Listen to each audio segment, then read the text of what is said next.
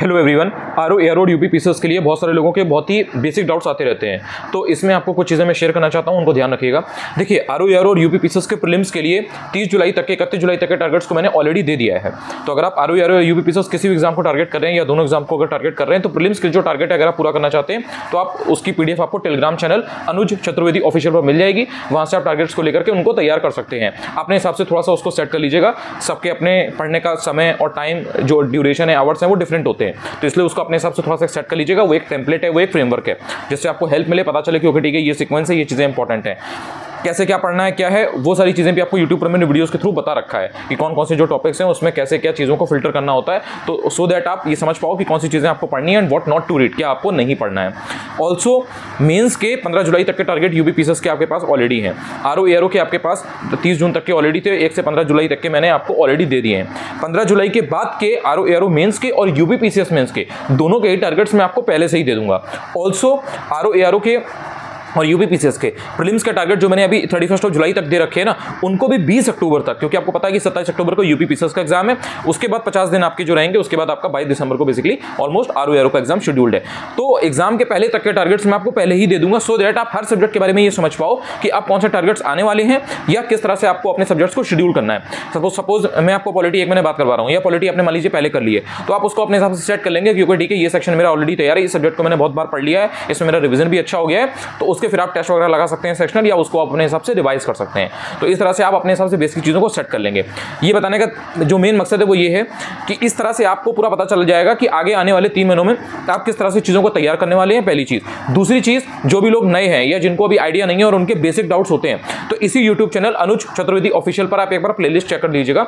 Also आप YouTube पर normally अगर नाम सर्च करके भी मेरा डालोगे ना, और उसमें अपनी जो भी आपकी क्वेरी है, जो भी डाउट है, वो अगर आप डालोगे तो उससे रिलेटेड वीडियो आपको मेरा दिख जाएगा। तो जो बेसिक डाउट्स होते हैं ना, आरओ एयरो मेंस को लेकर के, यूपी पीसीएस मेंस को लेकर के, कौन सी बुक्स फॉलो करें, किस तरह से उसमें देखना है, क्या करना है, जो भी बेसिक डाउट है ऐसे वगैरह को लेकर के, वो सारी चीजें आपको पता लग जाएंगी।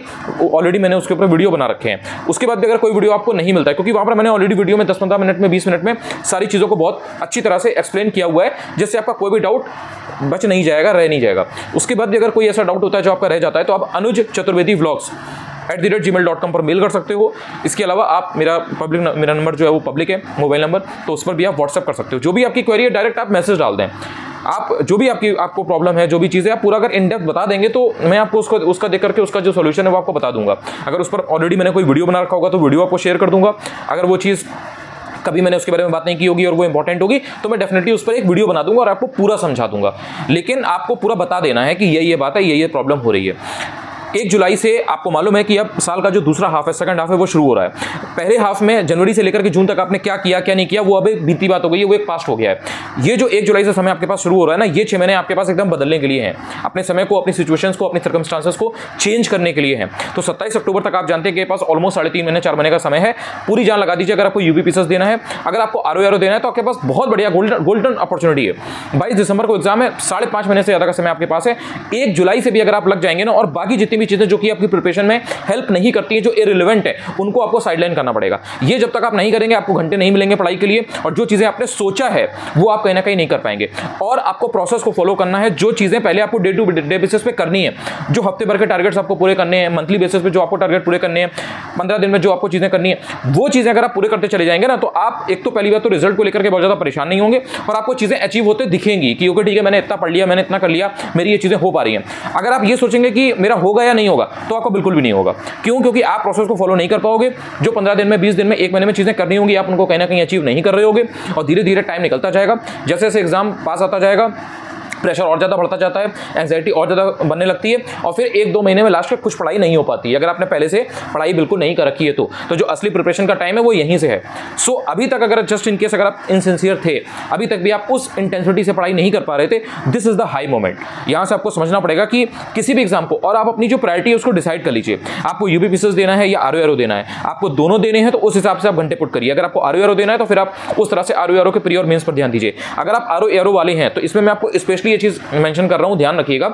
आपके पास प्री पर बहुत अच्छा मौका है कमांड करने का। मेंस प्री के बाद होगा, यानी कि जब आपका प्री ही 22 दिसंबर को हो रहा है तो उसके 2.5-3 महीने बाद आपका जाकर के मेंस होगा। तो मेंस के लिए आपके पास बहुत ज्यादा टाइम है। तो अगर आपने प्रीलिम्स पहले कभी नहीं निकाला है, या आपको प्रीलिम्स में प्रॉब्लम होती है, या अगर आपके इतने मार्क्स अभी नहीं बन रहे थे 11 फरवरी को जो पेपर हुआ था, या आपने पेपर नहीं दिया था लेकिन आपको पेपर टफ लग रहा है, या आपको ऐसा लगता है कि अभी मेरी तैयारी उतनी नहीं है कि मैं 125-130 नंबर स्कोर कर पाऊं, तो आप प्रीलिम्स पर ज्यादा ध्यान दीजिए। इस चक्कर में मत पड़िए कि पूरे का पूरा टाइम आप मेंस में दे रहे हैं। मेंस दिसंबर के 3 महीने बाद, 2.5 महीने बाद होगा, वो भी अभी डेट आई नहीं है। तो आप ये मान के चलो कि 2.5-3 महीने बाद होगा, तो कहीं ना कहीं वो मार्च अप्रैल में जा सकता है, फेब एंड में जाएगा, उसके पहले तो नहीं होगा। ये बात आपको समझनी है, क्योंकि आपका जब 22 दिसंबर को एग्जाम होगा तो आपका रिजल्ट आएगा कम से कम 45 दिन में, 2 महीने में, 2.5 महीने में, जो भी एक टाइम ड्यूरेशन है उसके हिसाब से।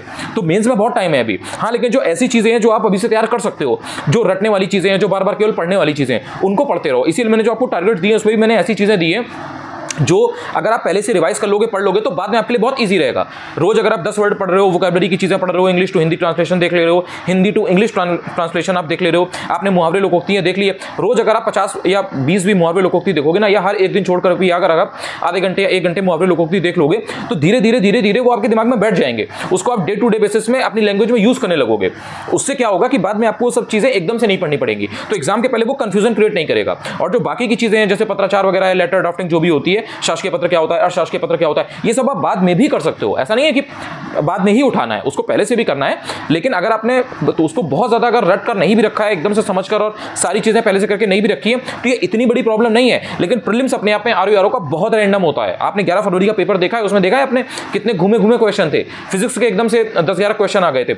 ये होगा, इसलिए आपको अगर आरओ देना है तो उसका जो प्रीलिम्स है उसको बहुत अच्छे से रिवाइज करिए। आरओ का अगर आपको एग्जाम देना है तो रिवीजन का एक अलग से टाइम बनाइए कि मुझे सिर्फ और सिर्फ 8-9 घंटे अगर मेरे पास टाइम है, अगर आप फुल टाइम प्रिपरेशन कर रहे हैं तो उसमें 2 घंटे आप रिवीजन के रखिए। और अगर आप फुल टाइम प्रिपरेशन नहीं भी कर रहे हैं, आपके पास अगर आप वर्किंग है, कहीं प्री ऑक्युपाइड है आप, तब भी अगर आपके पास 4-5 घंटे निकल रहे हैं तो उसमें भी आप 2.5-3 घंटे नॉर्मल अपना जो नया कंटेंट है वो पढ़िए। 1 से 2 घंटे या 1.5 घंटे कम से कम आप रिवाइज करिए। उससे जो आपने पढ़ा है उसको आप सिंथेसाइज कर पाओगे, उसको आप कंपाइल कर पाओगे कि ठीक है मैंने क्या पढ़ा है, और उससे आपके क्वेश्चन जो पढ़े हुए हैं ना वो गलत नहीं होंगे। और इजी टू मॉडरेट क्वेश्चन हमेशा एग्जाम में ज्यादा आएंगे।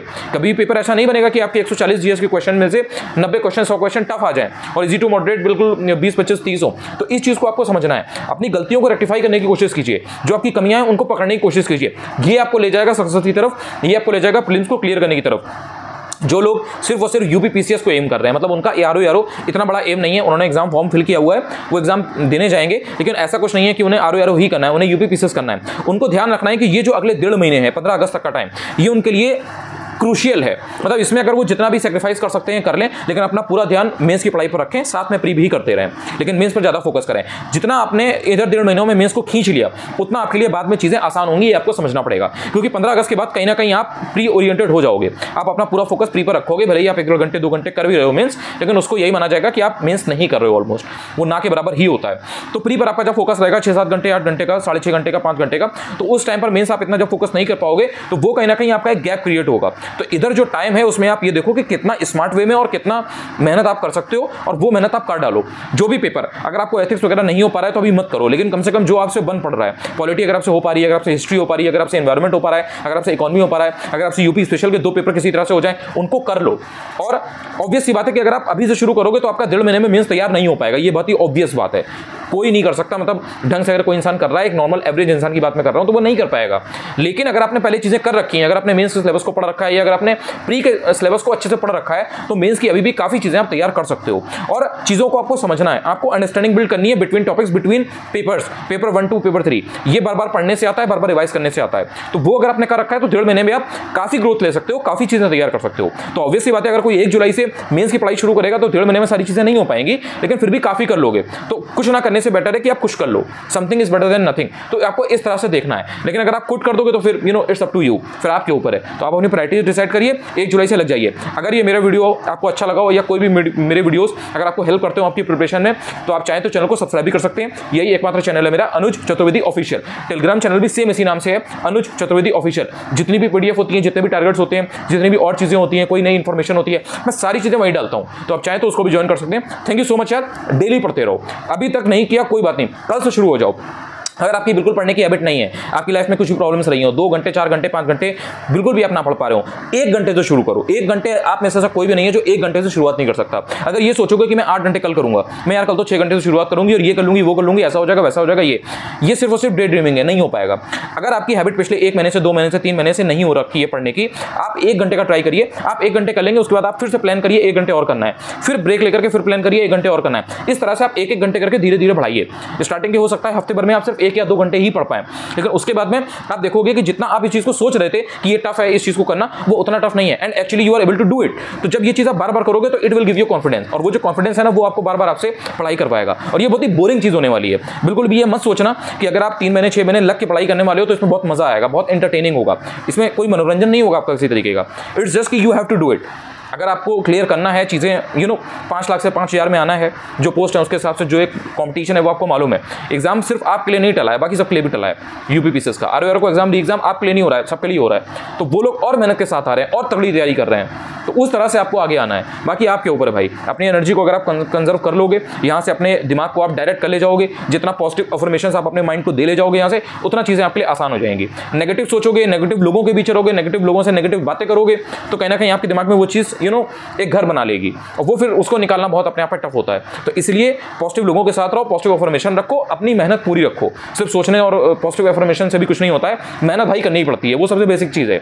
घर बनाना है तो ईंटें लगानी पड़ेंगी, सीमेंट लगाना पड़ेगा, पानी देना पड़ेगा, उसका रखरखाव रखना पड़ेगा कि उसमें कोई डैमेज ना आए, ये बेसिक है। उसके बाद जो उसमें आपको प्लास्टिक पेंट कराना है, ये कराना है, वो कराना है, ऊपर से आपको टाइल किस टाइप के लगाने हैं, वो सब एडिशनल है। लाइट उसमें किस टाइप की करनी है, अंदर का जो उसमें जो इंटीरियर डिजाइनिंग है वो किस टाइप की करनी है, वो इट कम्स लेटर। लेकिन जो स्टार्टिंग की जो बेस है वो आपका एकदम सॉलिड होना चाहिए, जो फाउंडेशन है इट शुड बी स्ट्रॉन्ग। ये बहुत बेसिक चीज़ें हैं, इनको अगर आप ध्यान रखेंगे दिक्कत नहीं आएगी। बाकी कोई दिक्कत है तो उसके लिए मैंने आपको मेल नंबर जो भी चीज़ें हैं और टेलीग्राम यूट्यूब सब बता रखा है, करते रहो। बाकी कोई डाउट हुआ करो विदाउट एनी हेजिटेशन कमेंट में शेयर कर लिया करो। किसी का भी जेन्युइन डाउट होता है जो अगर उसमें मैं डील करता हूँ, हमेशा देखता हूँ।